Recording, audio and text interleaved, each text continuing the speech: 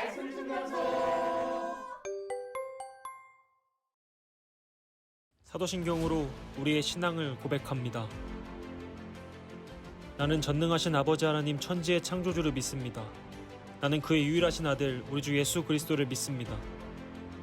그는 성령으로 잉태되어 동정녀 마리아에게서 나시고 본디오 빌라도에게 고난을 받아 십자가에 못 박혀 죽으시고 장사된 지 사흘 만에 죽은 자 가운데서 다시 살아나셨으며 하늘에 오르시어 전능하신 아버지 하나님 우편에 앉아 계시다가 거기로부터 살아있는 자와 죽은 자를 심판하러 오십니다. 성령을 믿으며 거룩한 공교회와 성도의 교제와 죄를 용서받는 것과 몸의 부활과 영생을 믿습니다. 아멘.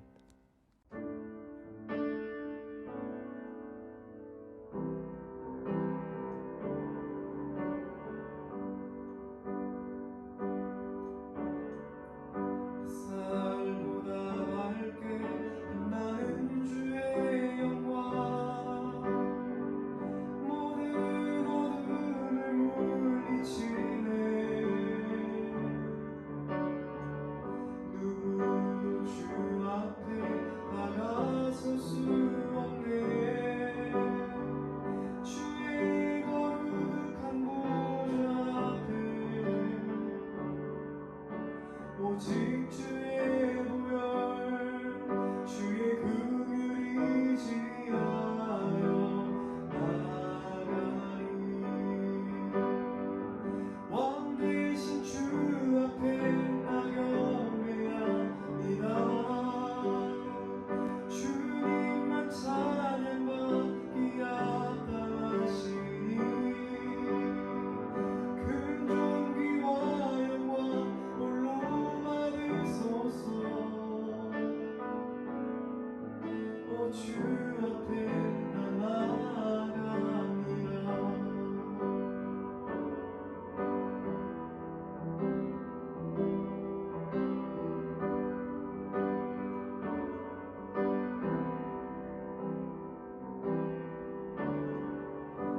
햇살보다 밝게 빛나는 주의 영광, 모든 어둠 물리치네.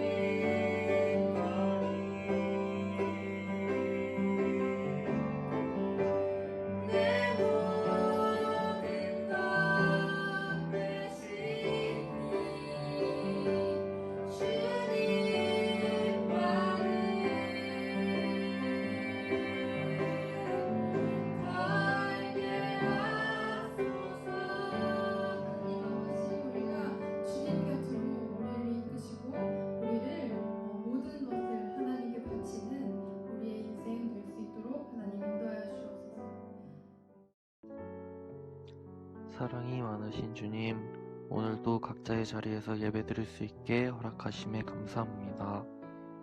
한 주간 알게 모르게 지은 죄들이 있다면 용서하여 주시고 죄의 굴레에서 벗어날 수 있게 주님께서 도와주세요. 따뜻한 봄날인 가운데 중간고사를 치르고 있거나 준비하고 있는 친구들이 있습니다. 지치지 않게 체력 도와주시고 지혜 주셔서 열심히 잘 준비할 만큼 잘 볼 수 있도록 함께하여 주세요. 말씀을 전하시는 전도사님의 여육간의 강건함과 전도사님을 통해 전해주시는 말씀을 통하여 새 사람으로 거듭나는 친구들이 될 수 있도록 허락하여 주세요. 사랑이 많으신 예수님의 이름으로 감사드리며 기도드렸습니다. 아멘. 주시는 하나님의 말씀은 열왕기상 11장 35절에서 36절까지의 말씀입니다.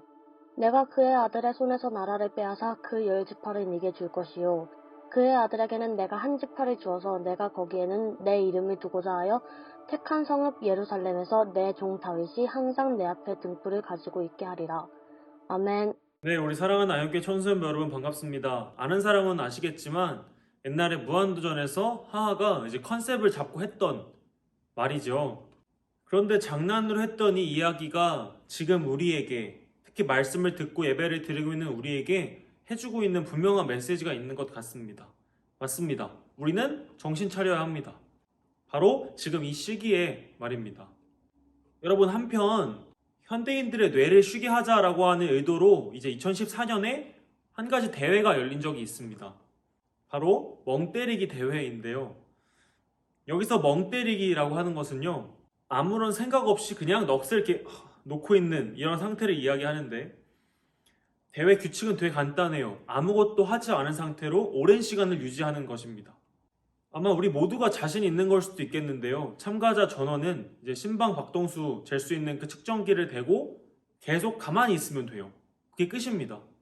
이제 대회가 진행되는 3시간 동안요, 참가자들이 뭘 하면 안 되냐 하면 휴대전화 확인하는 거 안 되고요, 졸거나 잠자기, 시간 확인, 잡담 나누기, 주최 측 음료 외 음식물 섭취, 껌 씹기는 제외가 된다고 하는데, 노래 부르기 또는 춤추기, 독서, 웃음 이런 것들이 금지된다고 합니다.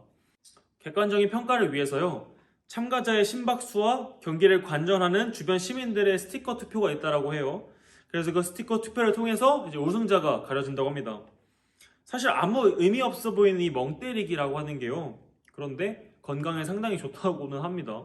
아무런 생각하지 않고 멍을 때리는 동안 뇌가 쉼을 얻기 때문이라고 하는데요. 그래서 우리가 무엇인가를 할 때요, 오히려 너무 한 가지에 오랜 시간을 집중하는 것보다는 잠깐 멍 때린 뒤에 집중하는 것이 훨씬 더 일의 능률을 높일 수 있다고 합니다, 여러분.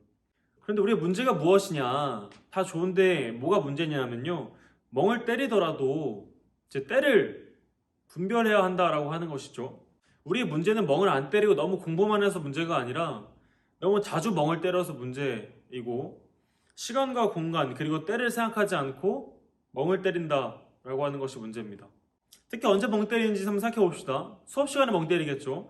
수업 시간에 멍 때리면 시간 금방 가요. 딴 생각하면 수업 시간 금방 가는 것처럼 말입니다. 나도 경험해 봤고요. 아마 이 예배를 같이 드리고 있는 우리 선생님들도 아마 경험해 보셨을 것이고, 여러분들도 마찬가지입니다.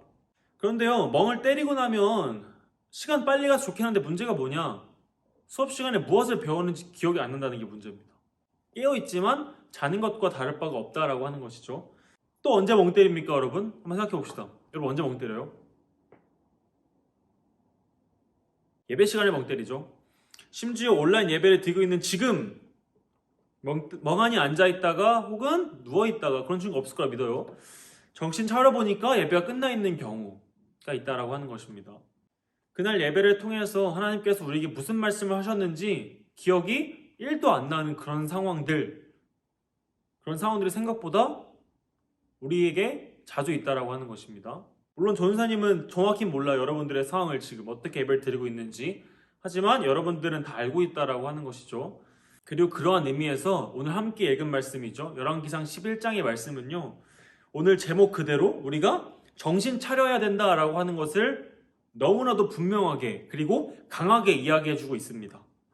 우선 오늘의 말씀의 배경은 이스라엘인데요, 이스라엘의 1대 왕이 누구였죠? 네, 사울입니다. 사울은 하나님께 선택을 받아서 왕으로 세워졌죠. 그런데 이 다윗이라고 하는 인물에 대한 어떤 시기와 질투, 그리고 실제로 그를 죽이려고 하는 음모까지 꾸미면서 더 이상 감출 수 없는 죄로 덮여진 인생을 살다가 죽었습니다. 이후 다윗이 이스라엘의 두 번째 왕이 되었죠. 다윗은요, 하나님 마음에 합한 사람이라고 하는 아주 극찬을 받았던 사람임에도 불구하고 다윗도 죄로 인해서 하나님과 멀어진 삶을 살았던 사람입니다. 사울과 다른 점이라면 다시 결국은 하나님께 돌아왔다라고 하는 것이겠죠. 그리고 다음 왕이 바로 오늘 말씀 속에 들어있는 우리가 너무나도 많이 들어왔던 왕입니다. 솔로몬입니다. 솔로몬은 지혜에서 잠언을 썼을 정도로 아주 지혜로운 사람이었고요. 하나님을 잘 섬기는 왕이었다고 해요. 그렇기 때문에 여기서 조금 더 상식적으로 생각을 해봅시다. 솔로몬은 이미 자기가 어떻게 살아가야 하는지 너무나도 잘 알 수밖에 없던 사람이에요. 왜냐?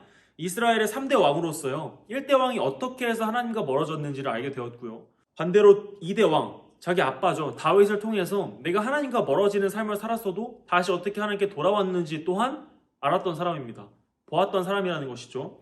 그런 의미에 사실상 솔로몬이라고 하는 왕은 그렇게 걱정할 것이 없어 보이는 왕인 것 같습니다. 그리고 역시나 솔로몬은 하나님의 그러한 기대에 부응했다라고 하는 것이죠. 다윗으로 끝내시지 않았던 예루살렘 성전 건축을 솔로몬을 통해서 이루어내셨고요.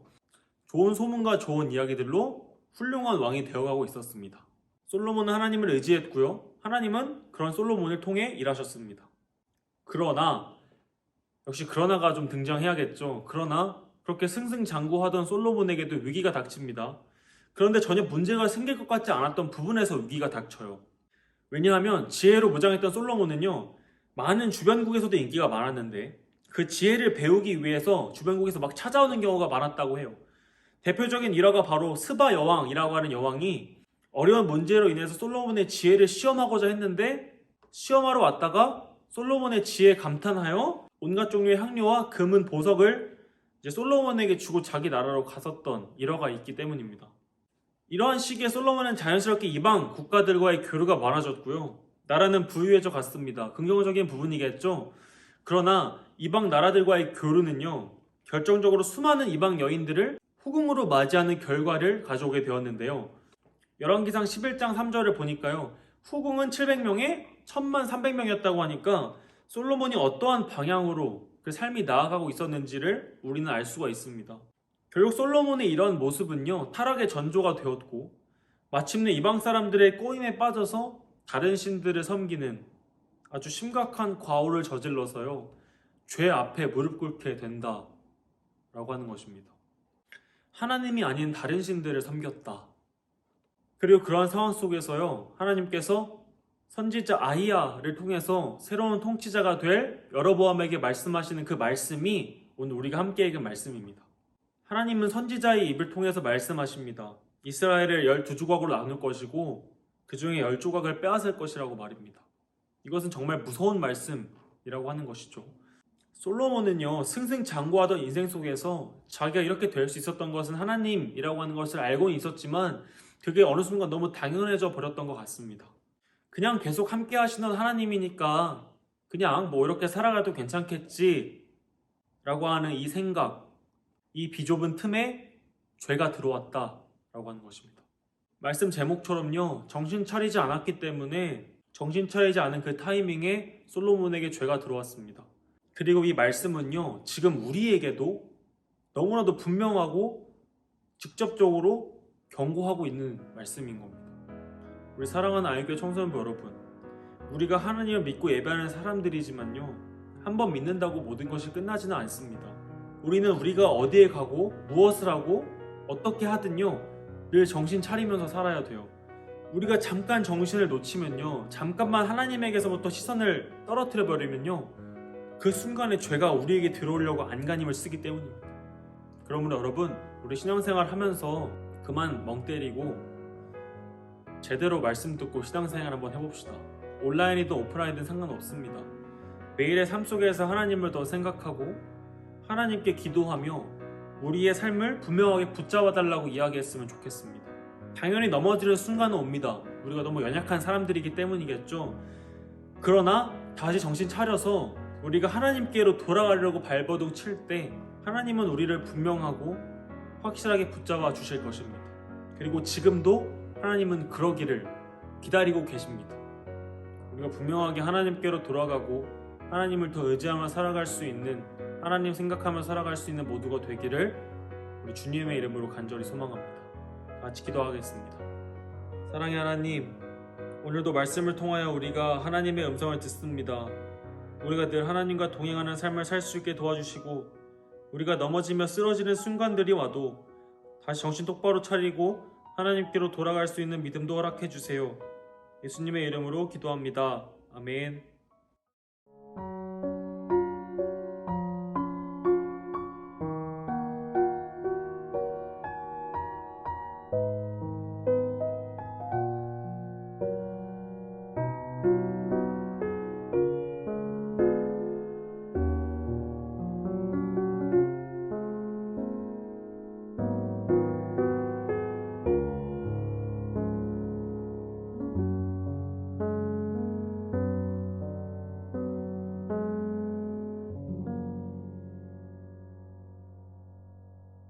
주님이 알려주신 기도를 드리겠습니다. 하늘에 계신 우리 아버지, 아버지의 이름을 거룩하게 하시며 아버지의 나라가 오게 하시며 아버지의 뜻이 하늘에서와 같이 땅에서도 이루어지게 하소서. 오늘 우리에게 일용할 양식을 주시고 우리가 우리에게 잘못한 사람을 용서하여 준 것 같이 우리 죄를 용서하여 주시고 우리를 시험에 빠지지 않게 하시고 악에서 구하소서. 나라와 권능과 영광이 영원히 아버지의 것입니다. 아멘.